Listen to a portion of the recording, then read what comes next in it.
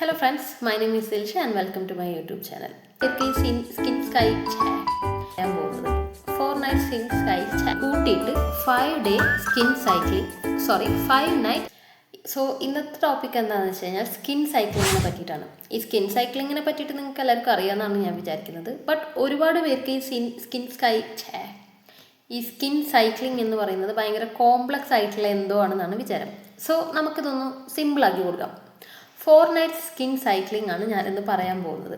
4 night skin cycling is very simple. Just 4 things.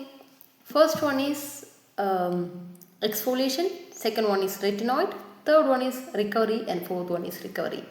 So അത്രയേ ഉള്ളൂ.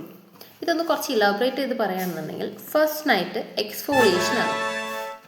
ഈ ഫസ്റ്റ് നൈറ്റ് നിങ്ങൾക്ക് നിങ്ങളുടെ നോർമൽ സ്കിൻ കെയർ റുട്ടീൻ നിങ്ങൾക്ക് ഫോളോ ചെയ്യാം. ഇതിൽ ഒരു AHA അല്ലെങ്കിൽ BHA അപ്ലൈ ചെയ്യുക എന്നുള്ളതാണ് മെയിൻ തിങ്. ഈ AHA അല്ലെങ്കിൽ BHA വെച്ചിട്ട് നിങ്ങളുടെ സ്കിന്നൊന്ന് എക്സ്ഫോളിയേറ്റ് ചെയ്ത് കൊടുക്കാം.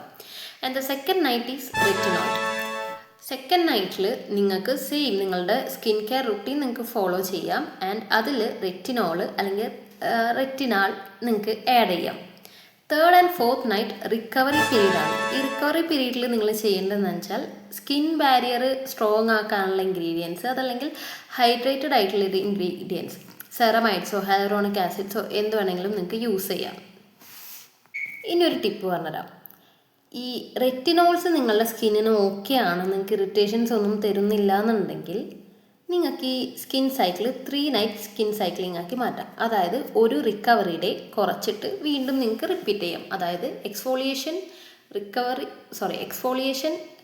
Retinol and recovery day. ഇനി നിങ്ങളുടെ സ്കിൻ സെൻസിറ്റീവ് ആണ്, നിങ്ങൾക്ക് റെറ്റിനോൾ പറ്റുന്നില്ല എന്നുണ്ടെങ്കിൽ ഒരു റിക്കവറി ഡേ കൂടി കൂട്ടിയിട്ട് 5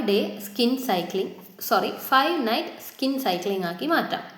പിന്നെ റെറ്റിനോൾ യൂസ് ചെയ്യുമ്പോൾ എപ്പോഴും സാൻഡ്വിച്ച് മെത്തേഡിൽ യൂസ് ചെയ്യാൻ ശ്രമിക്കുക. അതായത് മോയ്സ്ചറൈസർ ഇട്ടതിന് ശേഷം മാത്രം റെറ്റിനോൾ യൂസ് ചെയ്യുക, അതിനുശേഷം വീണ്ടും മോയ്സ്ചറൈസർ ഇടാം. അതല്ലാന്നുണ്ടെങ്കിൽ നിങ്ങളുടെ സ്കിന്നിനെ ഇറിറ്റേറ്റ് ആക്കും. സോ ഇതുപോലത്തെ കൂടുതൽ ഇൻഫോർമേറ്റീവ് ആൻഡ് സ്കിൻ കെയർ വീഡിയോസിനായിട്ട് എൻ്റെ ചാനൽ ഒന്ന് സബ്സ്ക്രൈബ് ചെയ്യുക. ബൈ.